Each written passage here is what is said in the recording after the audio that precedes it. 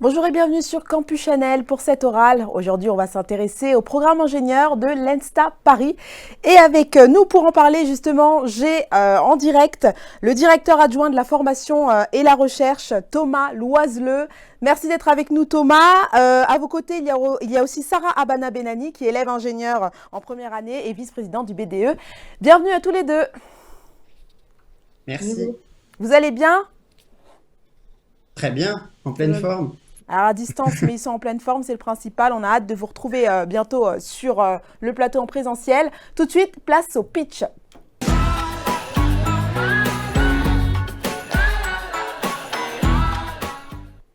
Alors Thomas, vous connaissez le principe par cœur, hein, une minute chronométrée pour introduire un petit peu votre programme. C'est parti, c'est à vous la parole. Merci. Merci. Alors, l'ENSTA Paris, c'est d'abord la plus ancienne école d'ingénieurs de France, hein, dont la création remonte à 1741. Alors, depuis 280 ans, on a un petit peu évolué. Et de nos jours, l'ENSTA Paris, c'est l'école de l'ingénierie des systèmes complexes, au service des grands secteurs stratégiques que sont la mobilité, les énergies durables, la défense et puis la santé. La formation ingénieur de l'ENSTA Paris, c'est une formation pluridisciplinaire, on y reviendra, qui offre la possibilité de personnaliser son cursus au fur et à mesure pour l'adapter à son projet. L'ENSTA, c'est par ailleurs une vraie école généraliste, hein, qui permet vraiment de prendre en compte toute la complexité des enjeux contemporains, tout en développant de nombreuses expertises en lien avec les besoins des entreprises. Et puis enfin, c'est un positionnement assumé et différenciant parmi les écoles d'ingénieurs généralistes. On ferme des étudiantes et étudiants qui sont intéressés, voire même passionnés par la science et qui sont devenir des ingénieurs. Ah Très bah bien. c'était... C'est respecté, la minute est respectée. Thomas, bravo. On va pouvoir passer aux questions tout de suite avec la première qui concerne vos admissions. Quel profil d'élève scientifique attendez-vous chez l'ENSTA? Alors Thomas, on va commencer par vous. Alors un élève ingé ENSTA, c'est un scientifique avant tout, hein. C'est ça? Oui, exactement. L'ingénieur ENSTA, avant tout, c'est un scientifique. Je l'ai dit dans l'intro, vous venez de le répéter et on le répète régulièrement. Et je crois qu'on reviendra sur ce sujet un petit peu plus tard. Oui, l'ingénieur ENSTA, avant tout, c'est un scientifique et donc on recrute des étudiants qui ont soif et envie de science, qui n'ont pas débuté des études de sciences par hasard, même si derrière leur carrière évoluera bien évidemment, hein. On va pas former des bataillons de scientifiques, ça n'est pas notre vocation. Mais cependant, c'est quand même la marque de fabrique de l'école et le fondement de la formation, qui reste très conceptuel, très scientifique. Et donc, on attend aussi des étudiants du coup qui ont une bonne maîtrise de leurs outils scientifiques et notamment de leurs outils mathématiques pour suivre le cursus. Donc il y a la voie d'admission en prépa, mais pas que, hein, Thomas. Il y a d'autres voies d'admission aussi. Ceux qui sont en prépa, ils passent par le concours. Voilà, tous ceux qui sont en prépa, MP, PC, PSI, PT, TSI, c'est le concours comme à Minpon ou les banques associées. Mais on a également des recrutements au niveau licence, au niveau licence pour une admission en première année, des étudiants qui sont en M1 pour une admission en deuxième année, des polytechniciens et des normaliens dans le cycle polytechnicien normalien qui s'appuie sur la troisième année. Et puis on a également des recrutements en DUT. Et puis on a tout un recrutement à l'international également, hein, puisqu'on a près de 30% d'étudiants internationaux à l'école. Et notamment un gros recrutement qui se fait en Tunisie en partenariat avec l'École nationale d'ingénieurs de Tunis. Et on recrute sur le concours tunisien. Voilà, parmi plusieurs milliers d'étudiants, hein, les dernières admis sont dans les 20e en général. Voilà. Donc on recrute vraiment les tout meilleurs. Ouais, Ah c'est pas oui, mal. c'est pas mal. C'est même très bien. Donc des scientifiques, oui, mais qui n'ont pas forcément le même profil. Ça vient de tous bords. Toi, tu nous viens d'où, Sarah? On va faire connaissance avec toi. Quelle différence as-tu noté entre la prépa et l'ENSTA? C'est la question d'après. Alors déjà, tu as fait quelle prépa? MPC, je crois, c'est Alors, ça? MP, ouais, au lycée MP, Clémenceau à Nantes. Ouais. d'accord. Donc tu viens de Nantes. Et ouais, c'est ça. Et du coup, les différences donc, entre les prépas et le monde d'ingénieur, bah, d'abord le rythme est tellement différent. Mhm. C'est toujours intense à l'ENSTA, mais ça n'a rien à voir parce qu'en prépa, on travaille, c'est beaucoup de travail. Mais à l'Insta, on travaille un petit peu, mais on a aussi à côté toute la vie associative, le sport, et ça rend la vie hyper intense et on s'ennuie jamais, même s'il n'y a plus autant de travail à fournir. Ouais, j'imagine. On va en parler, développer ça. Toi, tu as eu un parcours scientifique comme beaucoup, un parcours classique. Qu'est-ce qui t'a décidé à choisir l'ENSTA Paris, tu viens de Nantes, de monter déjà sur la capitale et de choisir cette école en particulier? Pourquoi c'était ton premier choix? Alors, bon, la ville ou la destination où j'allais après la prépa, c'était pas vraiment un critère de choix pour moi. Mais quand je me suis vraiment penchée sur les différentes écoles, je me suis rendu compte que ce que je voulais, c'était avant tout poursuivre une formation scientifique. Et ce que j'ai remarqué, c'est que c'était l'ENSTA qui offrait la formation scientifique la plus poussée, en fait, et qui permettait de continuer dans les sciences, à la fois dans une école qui reste généraliste quand même. Très bien. Alors Thomas, vous avez dit tout à l'heure que il fallait qu'ils maîtrisent certains outils, voilà, qu'ils aient certains prérequis. Est-ce qu'il y a des étudiants qui n'ont pas forcément tous les prérequis voilà, validés? Si c'est le cas, comment vous les aidez pour qu'ils puissent réussir leur cycle, qu'ils puissent se mettre à niveau par rapport aux autres? Mm. Alors oui, on a mis en place tout un système d'accompagnement des étudiants qui arrivent avec un bagage qui n'est pas le bagage standard MP, PC, PSI, on va dire. Euh, le flow principal de nos étudiants. Mais il y a plein d'étudiants à haut potentiel qui n'ont pas forcément suivi ce type de cursus-là et que l'on souhaite intégrer et que l'on intègre à l'école et on les accompagne en fait en faisant des cours TD intégrés par exemple, en faisant de l'accompagnement du travail personnel, en faisant une petite préparation avant la rentrée. Il y a un tuteur spécifique qui les suit. Voilà, donc c'est vraiment et l'idée c'est d'amener tous ces étudiants à la réussite. Hein, c'est notre objectif, c'est que 100% de ceux qui sont rentrés à l'école obtiennent le diplôme. Et si l'étudiant fait les efforts pour que ça marche, nous on met en place ce qu'il faut pour les accompagner. Donc il y a un accompagnement dès le départ. Justement, ton départ, comment il s'est déroulé pour toi, Sarah? Comment s'est passée ton intégration? La question d'après, c'est par quoi as-tu été frappée le jour de ta rentrée? Qu'est-ce qui t'a plu d'entrer à l'ENSTA Paris, Sarah? Je pense que ce qui m'a direct plu, c'est l'accueil qu'on a eu. Donc, le BDE précédent qui nous a accueillis sur le campus donc dès notre arrivée, avec donc aussi l'association de communication Tapage. Et donc, c'est pour notre entrée dans la résidence, quelques jours avant le début des cours. Et moi, ce qui m'a frappé, c'est bah, déjà le campus qui est très beau, qui est moderne, très vert. Et l'ambiance générale qu'il y avait, c'était direct, convivial. On nous a mis à l'aise directement. Et le premier jour, on a tout de suite créé des liens avec les autres qui étaient arrivés. Et c'est vraiment ça qui m'a marqué, c'est que l'ambiance, et après, elle se ressent toute l'année, c'est que c'est une ambiance vraiment familiale et conviviale. Très bien. Donc toi maintenant, qui es entrée justement dans cette association, qui est vice-présidente du BDE, qu'est-ce que tu réserves aux prochaines premières années pour l'intégration, pour l'accueil? Bah, déjà, un accueil au moins similaire sur le campus pour ceux qui arriveront dans les résidences. Et bien sûr, cette année, on prépare un WAY, donc un week-end d'intégration, qu'on n'a pas pu avoir, nous, donc à ma Oui. rentrée. Mais là, on essaye de préparer donc au maximum en prenant en compte, bien sûr, la condition sanitaire et en essayant d'évaluer ces évolutions. Mais on espère de tout cœur pouvoir les intégrer comme il se doit. Oui, on compte sur toi, Sarah et ton équipe.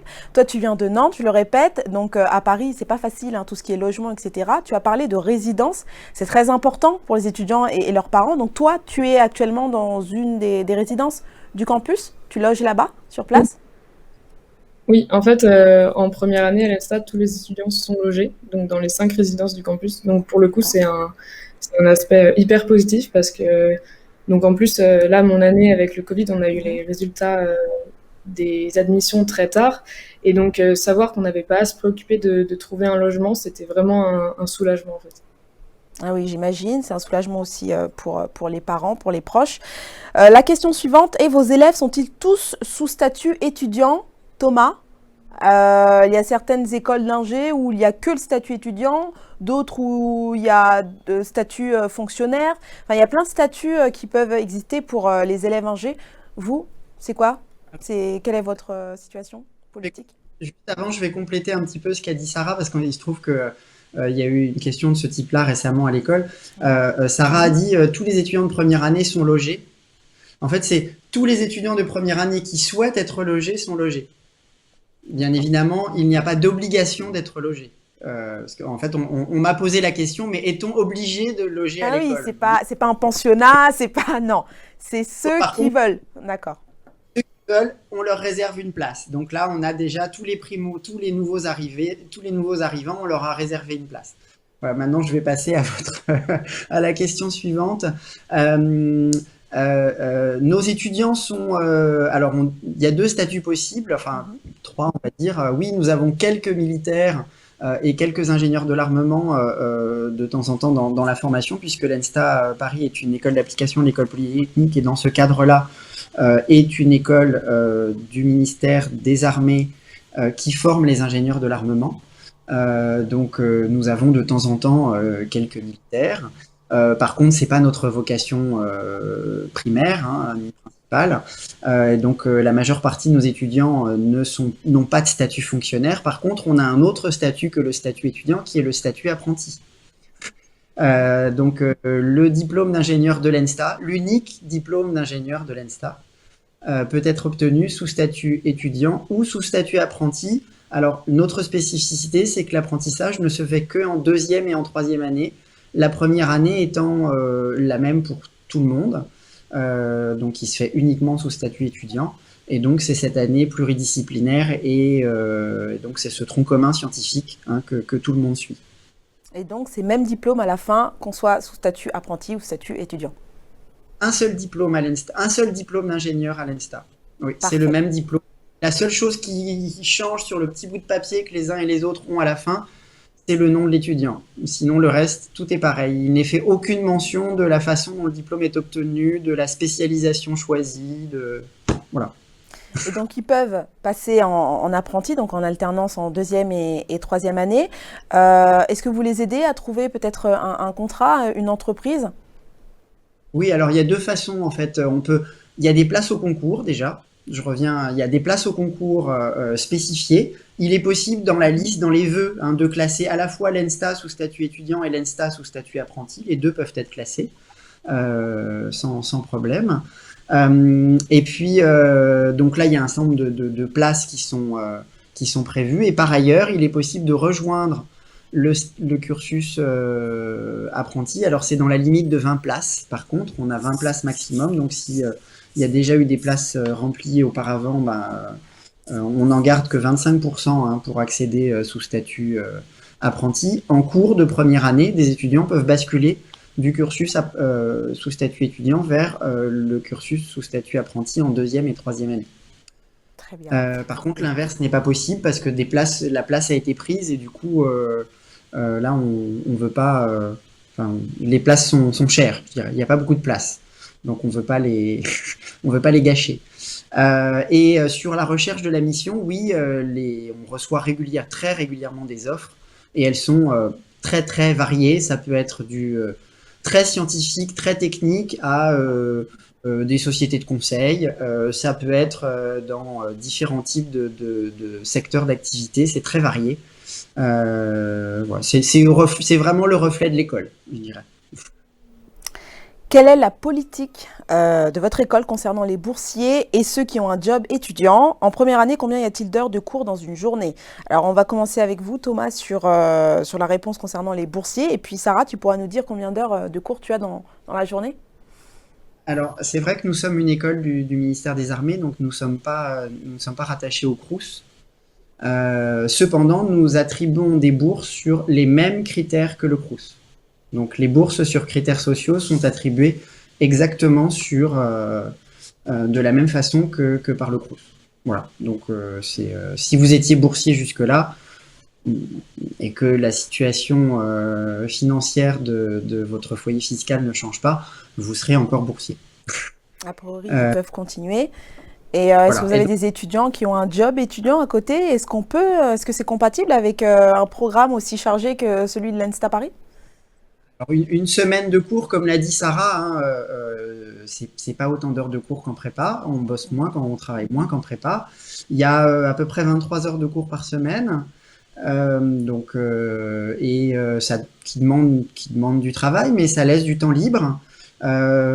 Souvent, les jobs étudiants, c'est plutôt, ça peut être du petit travail à la bibliothèque de l'école, en fait, qui permettent de faire juste de la surveillance, ce qui permet aux étudiants de travailler en fait en même temps leurs cours. Ça peut être aussi de donner des petits cours de maths et de physique. Là, le BDE est organisé pour ça, hein. Sarah, Pour on va, on- voilà, je pense peut-être que que le Sarah peut relais. rebondir là-dessus. Sarah, Thomas dit que vous êtes organisé côté BDE pour donner des cours, pour s'organiser là-dessus. On a justement un partenariat qu'on renouvelle donc tous les ans pour l'instant avec donc Alveus notamment, qui est donc une société qui nous permet, nous, de partager des offres de tutorat aux étudiants qui le souhaitent. Et donc, c'est rémunéré. Très bien. Donc même ceux qui sont pas en alternance, qui sont pas apprentis, ils ont quand même le moyen d'être rémunérés en faisant des choses aussi bien qui vous font évoluer aussi. Oui, bien sûr. Oui, bah, en fait, on a, on a vraiment une ambiance tutorat. Enfin, je sais qu'il y a beaucoup de monde en fait qui fait du tutorat à l'Insta et D'accord. je pense que c'est super qu'il y ait cette volonté d'aider et en même temps de se faire un peu d'argent, bien sûr, c'est pour ceux qui veulent. Et au niveau du rythme, alors tu apprécies que ce soit un rythme différent de la prépa? Ouais, c'est vraiment. Enfin, je trouve que le rythme est vraiment très bien entre les cours et la vie associative à l'Insta. En fait, donc le format classique pour les cours, c'est donc environ 1 heure d'amphi, puis 2 heures de travaux dirigés, donc en petits groupes d'une vingtaine environ. Et donc ça fait environ 3 heures par donc matinée ou après-midi. Et donc ça dépend des jours, mais on peut avoir donc 2 fois 3 heures ou seulement 1 fois 3 heures dans la journée. Donc ça fait quand même souvent un emploi du temps assez léger, mais à côté de ça, donc il y a du sport qui peut être fait le lundi après-midi notamment, et puis il y a aussi une après-midi réservée donc à la vie associative. Donc c'est vraiment un rythme hyper équilibré qu'on peut avoir en fait. Le sport, il est obligatoire. Le sport est Oui, obligatoire, alors oui. Thomas? Sarah l'a pas connu parce qu'en fait on a enlevé le sport obligatoire de la maquette compte tenu de la situation sanitaire pour son année. Au grand regret, hein, des étudiants et Mm. du nôtre, hein, on a remis le sport, enfin, dès qu'on a pu remettre de la pratique sportive, on l'a mis, mais le sport est obligatoire à l'ENSTA en première et deuxième année. On vise pas pour autant de former des compétiteurs hyper affûtés. Ce que l'on recherche au travers du sport, c'est que c'est bon, certes de pouvoir se dépenser, d'avoir une activité physique, c'est important, mais c'est aussi toutes les compétences qui sont associées au sport et qui peuvent servir derrière dans la vie de tout à chacun et dans la vie d'ingénieur. Voilà la raison pour laquelle le sport est obligatoire et c'est plus l'implication qui sera pris en compte que les résultats des uns et des autres. Par contre, tous ceux qui veulent faire des compétitions sont les bienvenus et là les compétitions sont en général le jeudi après-midi et là c'est libre, hein, bien évidemment. Mais beaucoup y participent, hein. Je crois que il y en a beaucoup qui attendent de pouvoir le faire là, Donc de on a première des année. élèves ingé sportifs. Allez, stop Exact. cliché maintenant.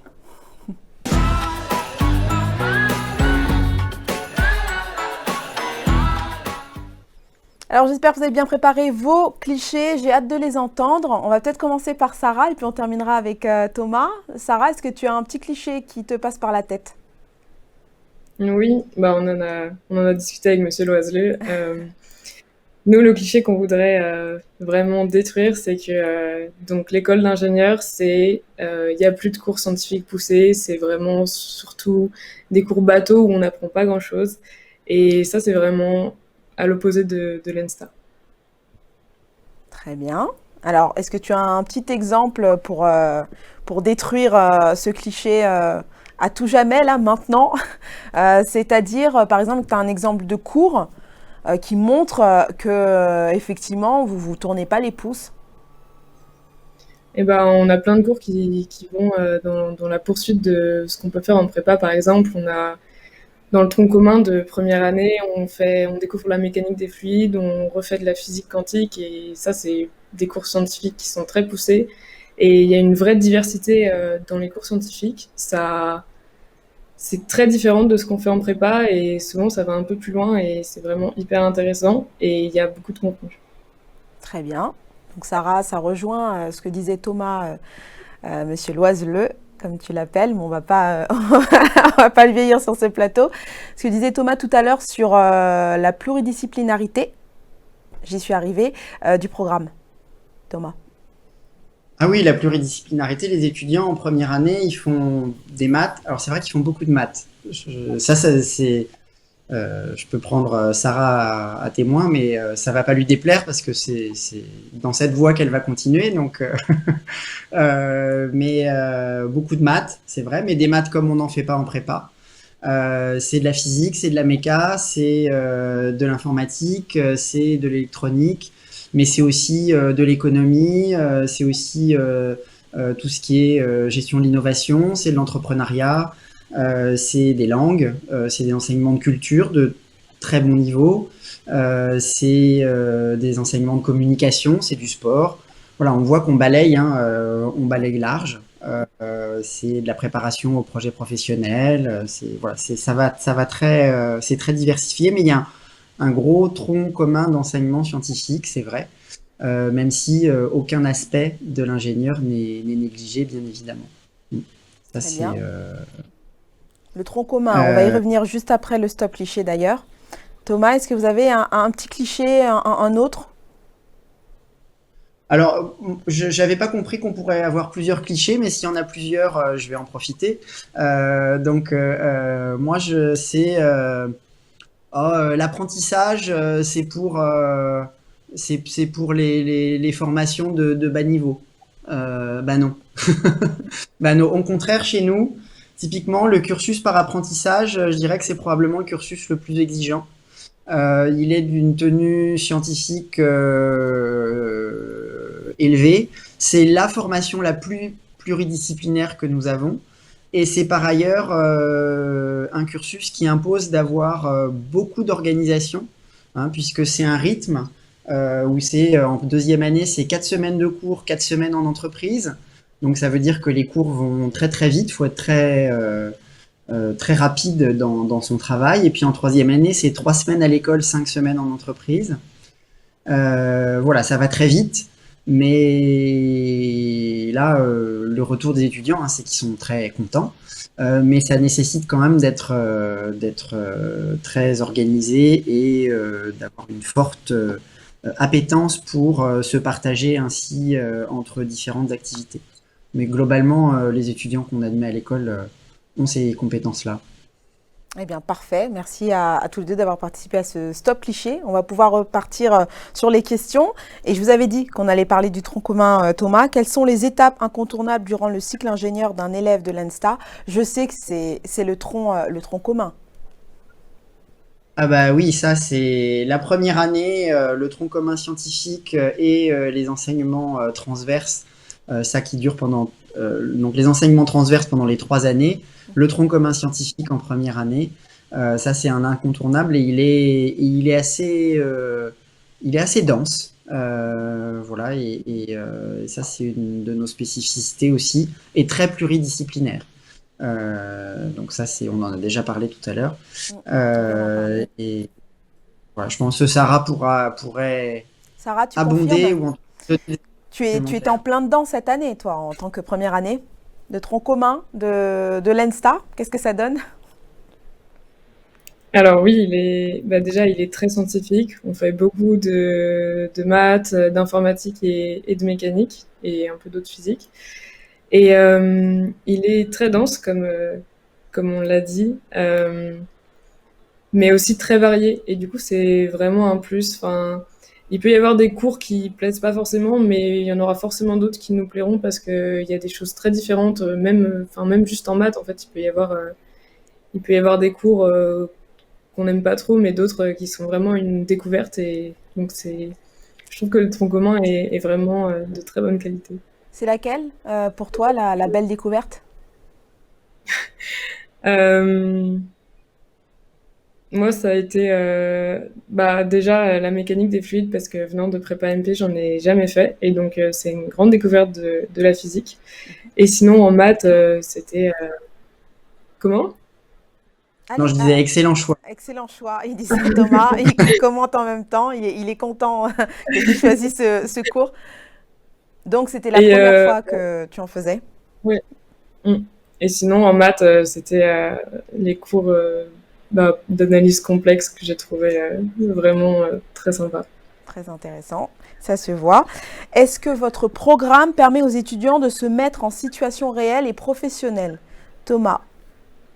Alors, au niveau Ah oui, pédagogie, méthode pédagogique? oui, oui, il y a plein de moments en fait. Beaucoup de cours sous forme de projet. Alors plus on avance, plus il y en a, hein. C'est vrai qu'il y en a en première année, il y a quelques projets, je dirais très cadrés dans le cadre des cours.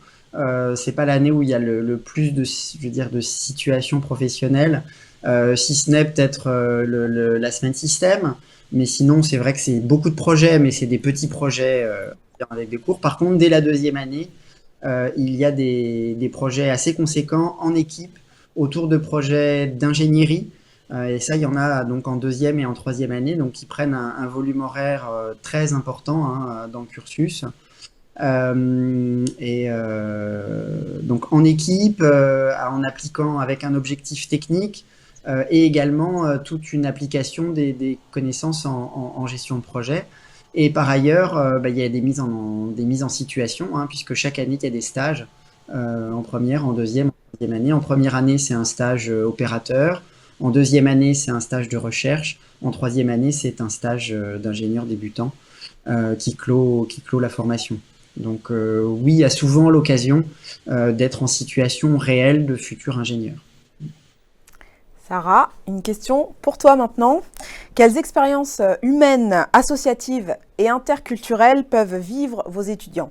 Alors déjà, Thomas nous parlait en préambule et au début de cette orale des étudiants internationaux qui sont là, qui font partie de l'ENSTA Paris. Donc il y a déjà, vous êtes déjà dans un milieu interculturel avec des étudiants venant de tous horizons. Au niveau expérience humaine et associative, qu'est-ce que ça donne, toi, en tant que vice-président du BDE? Il y a plusieurs associations. Dis-nous tout. Alors, à l'Insta, il y a donc environ 70 associations, je pense, en tout genre, des associations culinaires, événementielles. En fait, n'importe quoi qui peut plaire à quelqu'un. Il y a sans doute une association qui existe déjà, ou sinon, ça peut être possible d'en créer une. Et le super avantage qu'on a à l'Insta, c'est que les associations, elles sont pas du tout sélectives. N'importe qui peut rejoindre une association et s'investir à fond dedans s'il a envie. Du coup, c'est génial parce que ça mixe vraiment les personnes qu'il y a dedans. C'est pas juste un groupe d'amis, ça peut être des gens d'horizons différents. Et donc, comme vous disiez, même des internationaux qui peuvent être dans les associations comme tous les autres.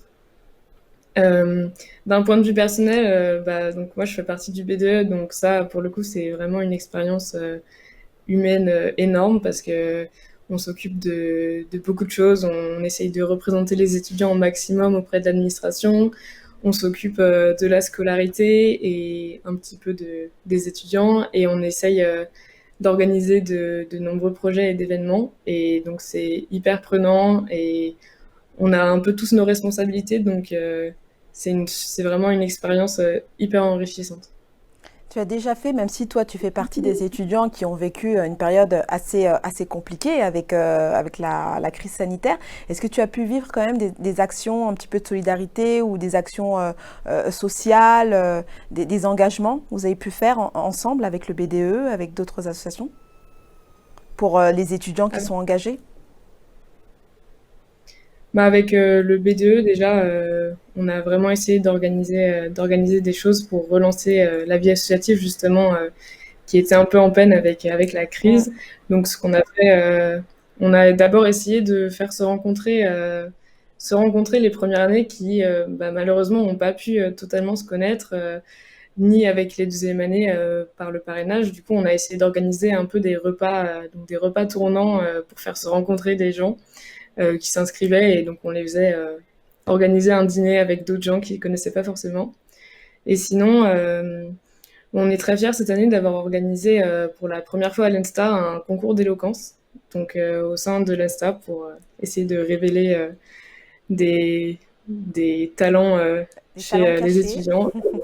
Ouais. Et ça a été un grand succès. On est très fiers de ce qu'on a pu réaliser.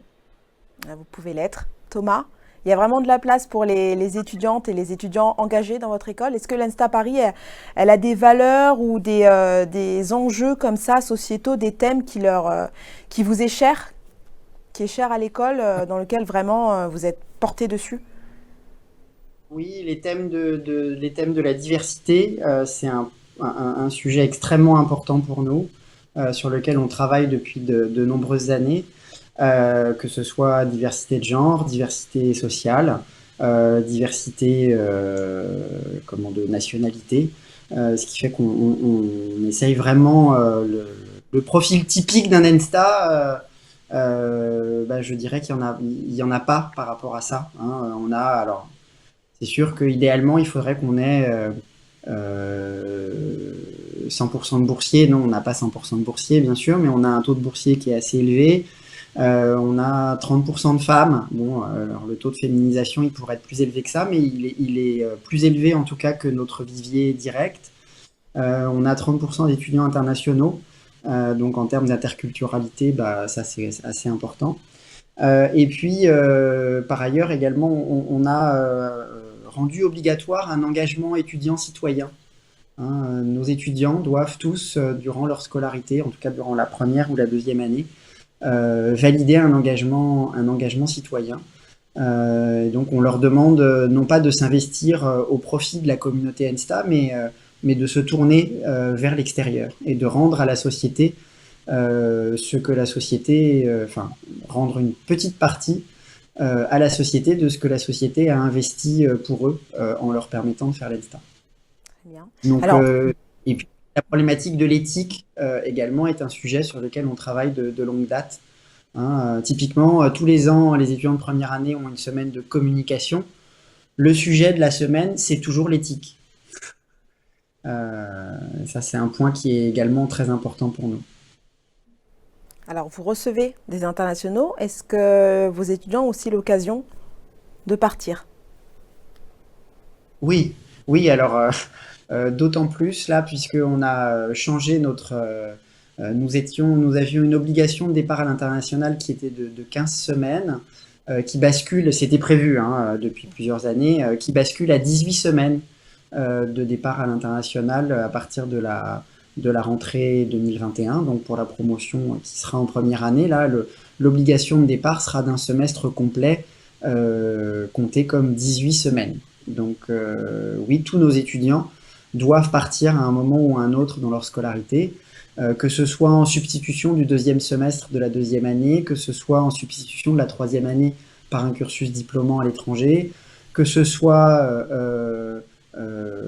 imbriqué entre deux semestres de césure, mais pas pendant la césure. Voilà, tout ça, toutes ces options sont possibles. Évidemment, tous les stages peuvent se faire à l'étranger. Donc plein d'options pour valider ces semaines à l'étranger, mais de toute façon, tous nos étudiants doivent partir à l'étranger. J'imagine que ça va faire des heureuses et des heureux. Encore une question pour toi, Sarah. Votre campus et son esprit sont-ils verts?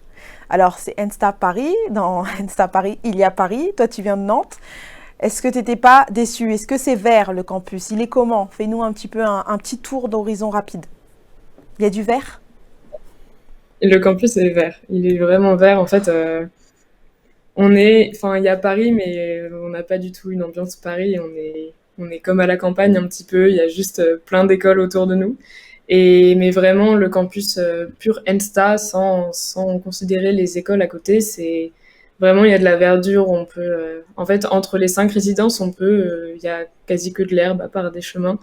Et du coup, on peut se poser dans l'herbe. On a accès à toute cette verdure et c'est vraiment hyper agréable. Donc, vous êtes situé où exactement? Tu peux nous rappeler? On est à Palaiseau, donc au sud de Paris, et à côté de plein de grandes écoles sur le plateau de Saclay. D'accord. Donc, il y a plein d'étudiants d'écoles différentes qui se côtoient au quotidien. On a demandé aussi si l'esprit était vert. Alors, plutôt écolo, les ingés, chez l'Insta? On essaye. Il y a une association dédiée à l'écologie qui s'appelle Écosystème et qui est très active. Donc, je pense qu'il y a vraiment un esprit vert qui se développe auprès de tout le monde et ça se ressent aussi parce que le campus est globalement très propre et j'ai l'impression que chacun y met du sien pour que ça le reste. Très bien. Alors, une dernière question avant de commencer le Dire qui sur- suis-je. Vers qui peut se tourner un étudiant s'il a un problème? L'équipe pédagogique est-elle proche des élèves et de leur famille? Alors Thomas, est-ce que l'équipe pédagogique est plutôt proche des familles et de leurs petits rejetons, de leurs élèves, de leurs Alors, fils et filles, je veux dire? famille, alors on a en place un accompagnement des étudiants, oui. On y est très attentif. Chaque étudiant a un tuteur. Il y a évidemment un responsable de la vie étudiante qui connaît quasiment chaque étudiant. Et puis on a des échanges très réguliers avec l'ensemble des étudiants. Là, chaque étudiant a un correspondant au sein de l'école. Euh, mais par contre, les familles, euh, ce sont pas naturellement nos référents, hein, sauf à ce que les enfants soient mineurs. Bien entendu, si le jeune a des problèmes et qu'il souhaite qu'on échange avec ses parents, nous le faisons et nous le faisons régulièrement. Mais je dirais que c'est plutôt à la demande de l'étudiant ou si des parents veulent nous signaler des problèmes de leur enfant, bien entendu, mais de façon générale, sauf dans des cas un petit peu particuliers, les parents ne sont pas nos interlocuteurs. D'accord, parce que les parents peuvent encore avoir un petit peu, ont du mal à lâcher prise et ils peuvent se dire encore que c'est comme au lycée, c'est comme en prépa. Les parents sont mis au courant. Non, là, on laisse vraiment un petit peu d'autonomie vraiment aux élèves qui sont majeurs. Bien sûr, après, il y a des étudiants qui, pendant leur scolarité, rencontrent des difficultés de plein d'ordre, ça peut être des difficultés médicales, et bien entendu, là, ça nous conduit parfois à échanger avec les parents, parce qu'il peut y avoir des discussions sur comment mettre entre parenthèses, par exemple, la scolarité pendant un temps, qu'est-ce qu'on met en place pour le suivi de l'étudiant. Ça, on peut échanger et on le fait avec les parents quand l'étudiant, bien entendu, en est d'accord. Mais nous n'échangeons normalement pas avec les parents. Il arrive hein, qu'il y ait des parents qui nous appellent et qui nous disent je voudrais avoir les notes de mon fils. Ben non. Enfin, désolé, mais non. Enfin, voilà, on va pas vous donner les notes de votre fils juste comme ça parce que vous avez envie de connaître les résultats de votre fils. Et C'est ça pas. rassure forcément Sarah et ses camarades. Euh, Sarah, si un élève, un de tes camarades a un problème, il peut venir vous voir aussi. Est-ce que vous avez l'accompagnement nécessaire au niveau des associations aussi pour aider n'importe quel élève, n'importe quel camarade qui aurait un souci, qui voudrait en parler? Oui, bien sûr. Bah, en tout cas, avec le BDE, nous, on n'a pas arrêté de communiquer sur le fait que il faut pas qu'ils hésitent à venir nous parler. Enfin, c'est sûr que ça peut être difficile, mais justement, en cette période Covid, on a vraiment essayé de nous rendre accessibles. On a fait beaucoup de sondages pour avoir l'avis des étudiants, pour savoir comment ils allaient. Et donc après, nous, bah, on n'est pas capable de tout, mais on peut toujours rediriger les gens qui ont besoin par rapport à leurs problèmes.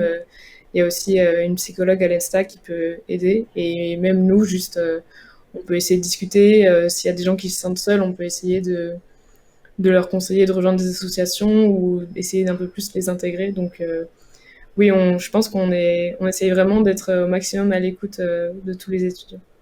Très bien. C'est On a des groupes de parents.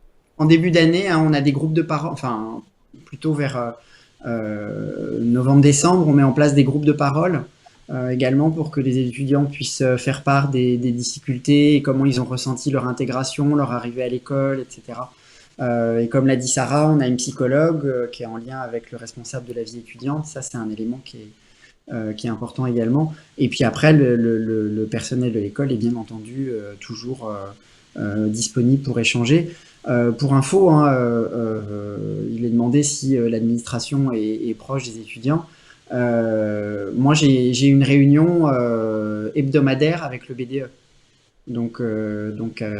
Voilà. Enfin, moi plus quelques collègues, on est quatre en fait, où on échange toutes les semaines avec le BDE sur les différents points.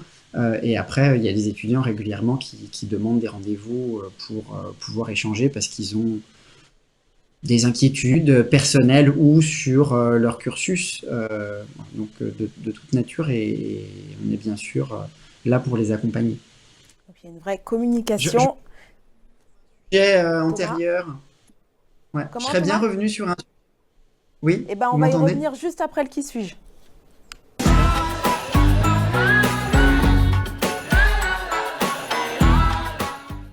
Vous inquiétez pas Thomas, il nous reste encore quelques minutes après le qui suis-je pour revenir sur un sujet important.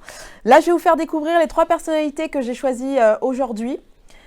Vous allez pouvoir faire un choix. Alors, la première sur la photo en noir et blanc aux cheveux courts, c'est Vera Rubin, qu'on appelle la découvreuse de la matière noire. C'est une scientifique reconnue dans le domaine de l'astronomie.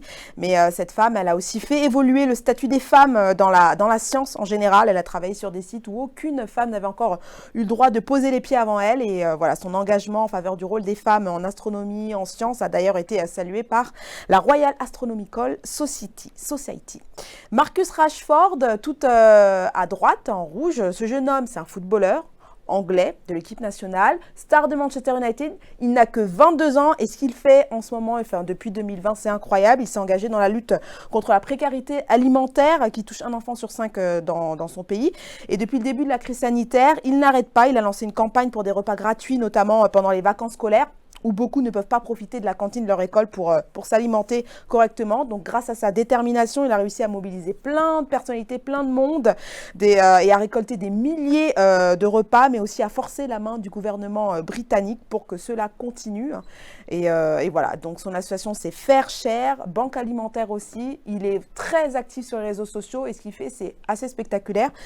Tout le monde en parle en ce moment, à son jeune âge, vraiment chapeau. Et puis au milieu, pas besoin de la présenter, Greta Thunberg. Je la mets souvent au qui suis-je parce qu'elle a un succès fou. Elle continue son engagement en faveur de l'écologie. Bien entendu, la militante suédoise engagée dans la lutte contre le réchauffement climatique, entre autres. Alors, 3 personnalités engagées avec des valeurs très fortes, dont 2 jeunes personnes. C'est pas facile, mais il va falloir se jeter à l'eau et en choisir une, même si on veut choisir les 3. Même si dans l'idéal, on voudrait faire un mix des 3. Sarah?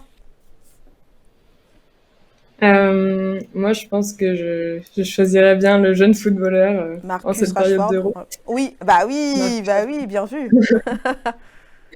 Mais je pense que son engagement, il est hyper important et il casse un peu les codes on va dire, du monde du football, quoi, parce que c'est des gens qui n'ont pas un métier commun et qui paraissent pas comme ça forcément engagés. Et je trouve ça génial que lui, justement, il aille au-delà de ça et il profite de De sa sa renommée et notoriété, oui. de sa notoriété pour transmettre des bonnes valeurs et agir pour le bien. Très bien, Marcus pour Sarah, c'est exactement ça. Il a essayé avec sa notoriété de faire bouger les choses puisque lui-même, il a été un enfant qui a bénéficié de ça. Donc, il a voulu que les autres enfants aussi puissent en bénéficier et il cartonne en ce moment. Il fait plein vraiment de choses pour les enfants, pour qu'ils puissent manger. Thomas, à vous. C'est vrai que le choix est dur, hein. Oui. C'est 3 personnalités très inspirantes. Mais je crois que je vais choisir Vera Rubin pour La ma part. scientifique. Voilà, qui a effectivement permis de faire avancer des droits et surtout une reconnaissance des femmes dans le scientifique. Et ça, c'est un élément extrêmement important. Et ça rejoint je dirais, je veux pas dire un combat, mais un positionnement de l'école sur l'importance de la diversité et ça c'est un élément qui nous tient à cœur depuis longtemps. Et puis sur le sujet qui est porté par Greta Thunberg, j'espère qu'on pourra y revenir juste après. On va y revenir juste après. Et Sarah est aussi la preuve hein, que les femmes ont tout à fait leur place en tant qu'élèves ingénieurs et aussi en sciences et dans tous les domaines en général. Thomas, chose promise, chose due, vous pouvez revenir sur le sujet antérieur dont vous voulez parler. On vous écoute. Merci. C'est sur la transition écologique, sur l'esprit de l'ENSTA est-il vert. On a fait un petit bilan justement sur le sujet pour savoir où on en était et comment est-ce qu'on pouvait aller encore plus loin. On s'est aperçu, en fait, on a demandé à un expert externe en fait, de faire un état des lieux de notre positionnement par rapport à ce sujet de la transition écologique et de le comparer à d'autres établissements. Et en fait, il en est ressorti qu'on faisait déjà énormément, même si ça n'était pas structuré et qu'on ne communiquait pas dessus. Maintenant, ça ne veut pas dire que c'est parce qu'on fait beaucoup qu'il ne faut pas faire plus, et donc on va continuer à développer ce sillon sur la transition écologique avec tout au long de la formation, à la fois du tronc commun pour tous de sensibilisation à la transition écologique, derrière de s'assurer que dans toutes les spécialisations des étudiants, en fait, il y ait un lien pour que la durabilité soit au cœur des cursus. Voilà. Et donc, notamment, tout à l'heure, je parlais des projets d'ingénierie en équipe ou des projets tutorés en troisième année et les projets d'ingénierie en équipe en deuxième année, où là, systématiquement, les étudiants devront prendre en compte cette problématique dans la conception du produit. Voilà, donc c'est un positionnement qui nous tient à cœur et que l'on va continuer à développer et pour que il y ait des éléments en lien avec ce sujet-là dans toutes les spécialisations de l'école.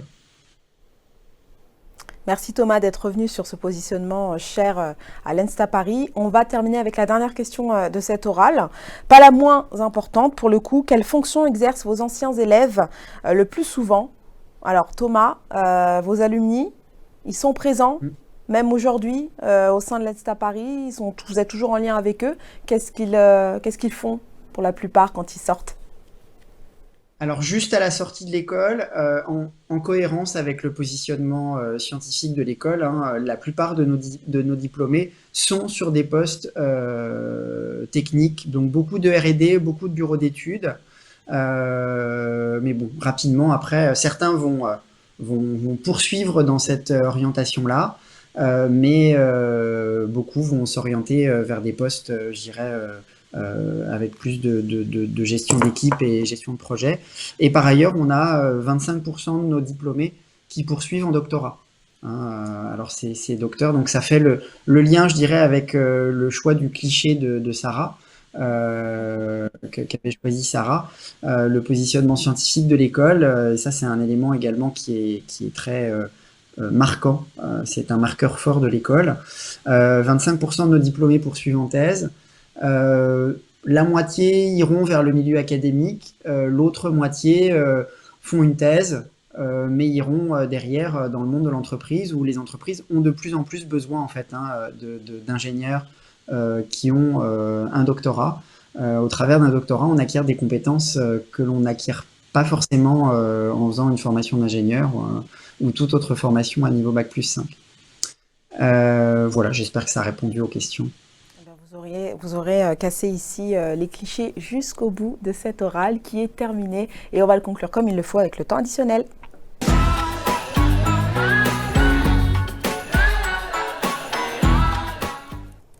Alors Sarah, on va commencer par toi, par ta conclusion. Et puis en plus tu as choisi le footballeur hein, pendant le qui suis-je. Normal qu'on commence par toi et puis on terminera avec Monsieur Loiseleux. Thomas. Si je devais dire quelques mots pour convaincre de venir à l'ENSTA, c'est qu'on a une petite promo de 200 qui vit sur un campus très vert, très joli avec accès à plein d'infrastructures et de ressources pour permettre de nous épanouir. Il y a une ambiance hyper conviviale avec plein d'associations. Mais on a aussi un cursus scientifique très poussé et à la fois une formation très diversifiée Du coup, si vous aimez les sciences et que vous voulez continuer à avoir une formation hyper complète, bah, venez à l'ENSTA. Et je vous souhaite bon courage pour les oraux, pour ceux qui en ont, et on sera ravis de vous accueillir l'année prochaine. Merci beaucoup, Sarah. À vous, Thomas. Rien à ajouter. Sarah, ce qu'a dit Sarah était parfait. Elle a tout dit. Bravo, Sarah. Ah ben, c'est la première fois qu'on voit que qu'un directeur ne dit plus rien à la fin. Moi, je trouve ça parfait, personnellement. Merci Thomas et Sarah d'avoir représenté l'ENSTA Paris aujourd'hui pour nous parler de son cursus ingénieur. Merci à tous les deux, bonne continuation et nous on se retrouve très vite sur Campus Chanel.